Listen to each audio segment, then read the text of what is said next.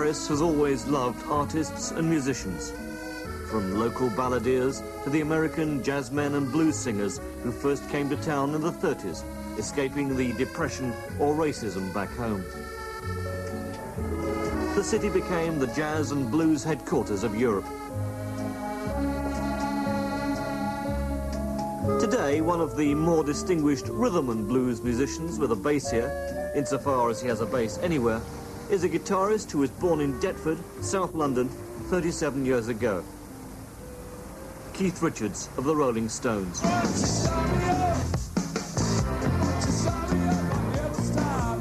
His partner and friend from school days, Mick Jagger, also lives here some of the time.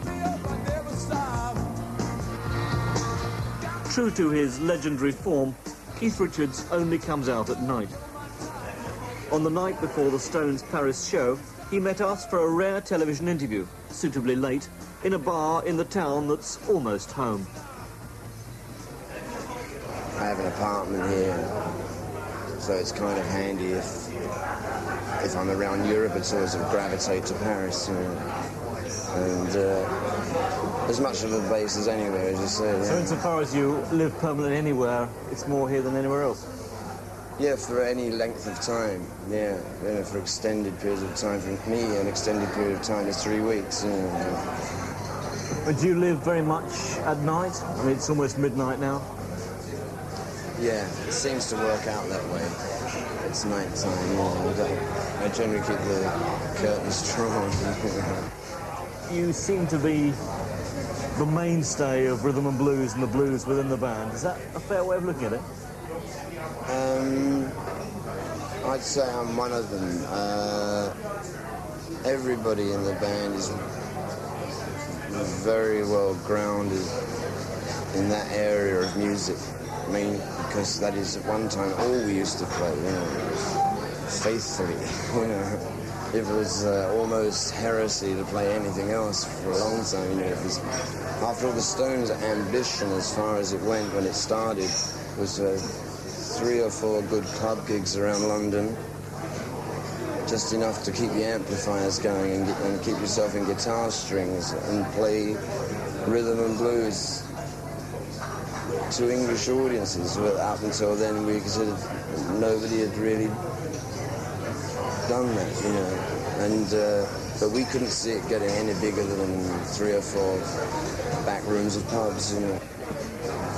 We certainly weren't in it for the money, you know. We wanted to preach the gospel of rhythm and blues. It's like idealistic kids, you know.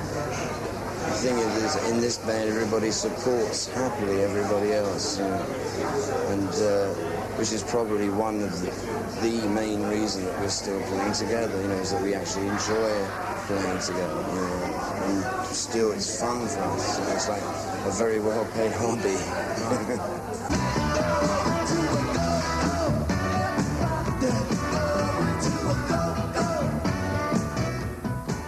The band are ferried out to enjoy their hobby in little yellow vans with dark glass windows.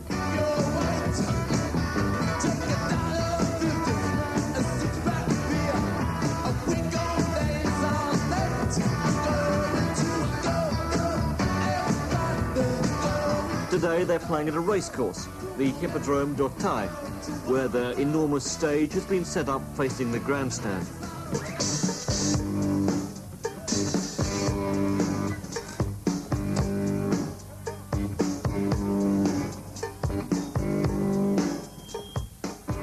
He may have been playing it for 13 years, but Keith Richards still crashes enthusiastically into honky-tonk women.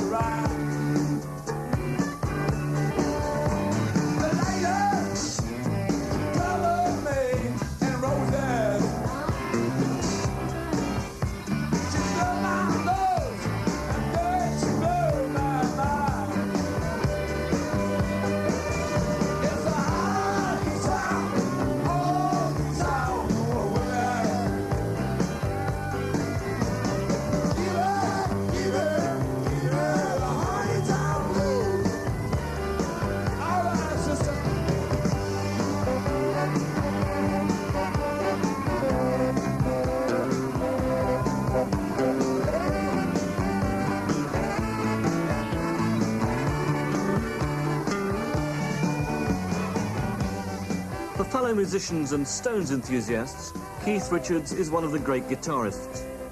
For the public at large, he's been the Rolling Stone most often in trouble, almost always for drugs.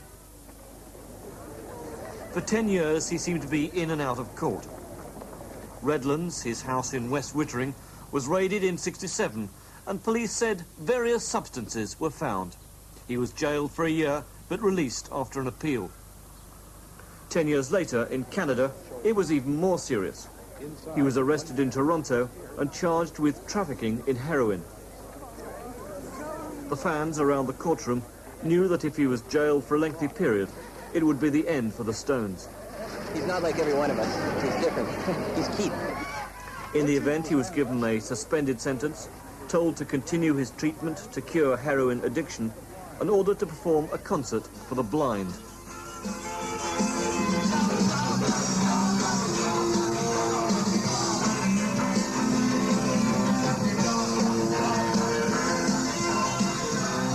After the Toronto incident, Keith Richards says he gave up heroin.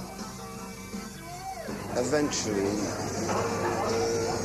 in Toronto, yes, you know, the very fact that I was a total junkie for almost 10 years leaves me now realizing that it didn't worry me too much then because of the very nature of heroin. You know, nothing worries you. That's just, it's a very gradual thing to get into. It's a very easy thing to take and get into, and very incredibly difficult to get off.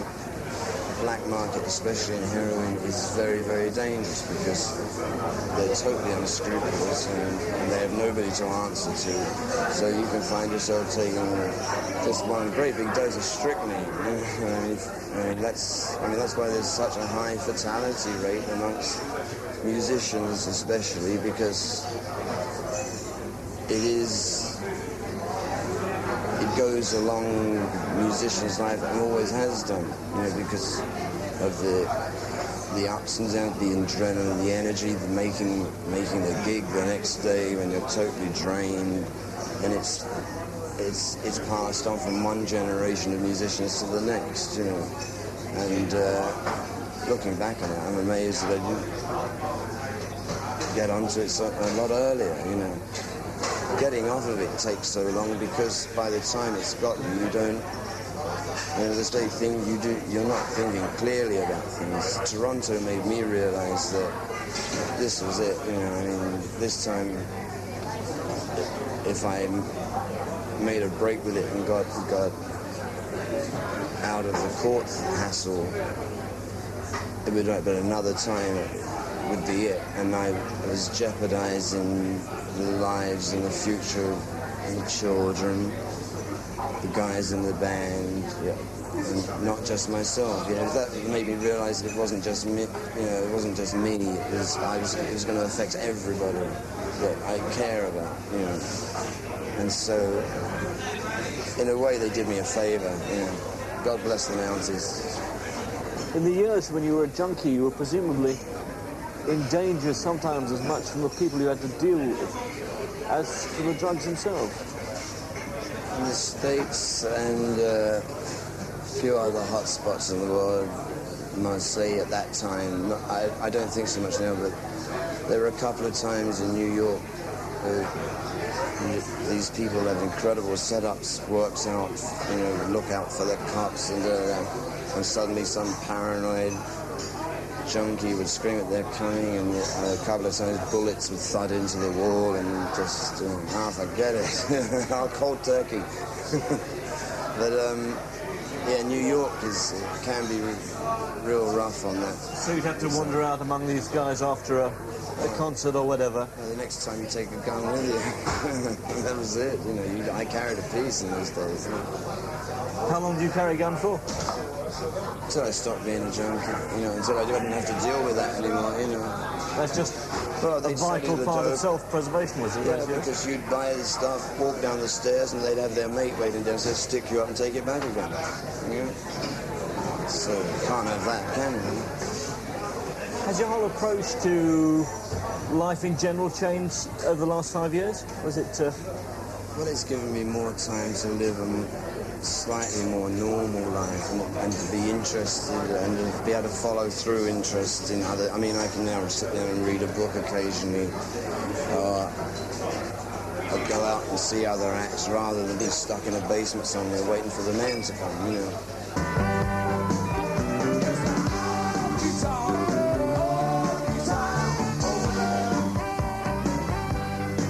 Against many expectations, Keith Richards hasn't just survived the 70s, he survived in excellent form. On stage, his guitar sparring partner is Ron Wood, another distinguished veteran rock and roll raver, who tends to go around with Richards when they're on the road.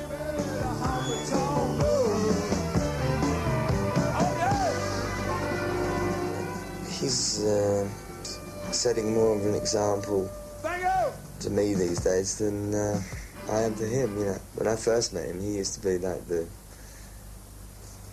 guy up there somewhere, you know, who you often couldn't communicate with unless you had a baked bean can and a piece of string or something. But no, he was hard to get through to if you weren't on his wavelength. So I've seen him when he was really heavily into the dope, which everyone knows about, and now that he's not, he makes me feel guilty, you know. But if I have too much to drink, he's going to go, oh, Woody, you know, keep it together, can't you? I was like, oh my God, you know. Do you have any ambitions left after 20 years with the Stones, or has that fulfilled most of it? I never had any sort of definite ambitions in the first place.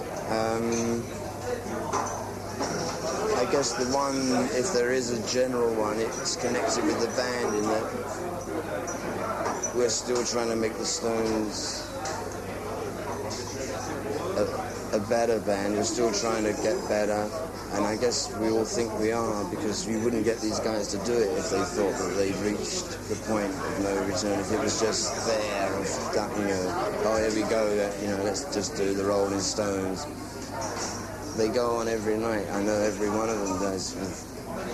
The idea of making this show a little bit better than the one before, you know, which is admirable, I think. I mean, they're very good boys, you know, in a way. What would you do if the Stones, or when the Stones, as they must, eventually broke up? Well, I don't know. I mean, I actually read something the other day which, after those Scottish gigs, which suggested that there was now no reason why the Stones couldn't be Sinatra and Bing Crosby, which I thought was an amazing kind of comparison. But you see, the thing is with rock and roll that nobody's ever done it that long enough for the idea of older people to play it, you know. It's been, yeah, which no doubt people thought about jazz in the 20s, you know. It would be inconceivable because nobody thought that Louis Armstrong could keep going more than 25 or 30. But I mean, I play with Muddy Waters, for instance, in Chicago, and he's no young guy anymore, but he's playing as good as ever, you know. And if he can do it, sure I can. You know, given the few obvious things like not having my hands chopped off or anything.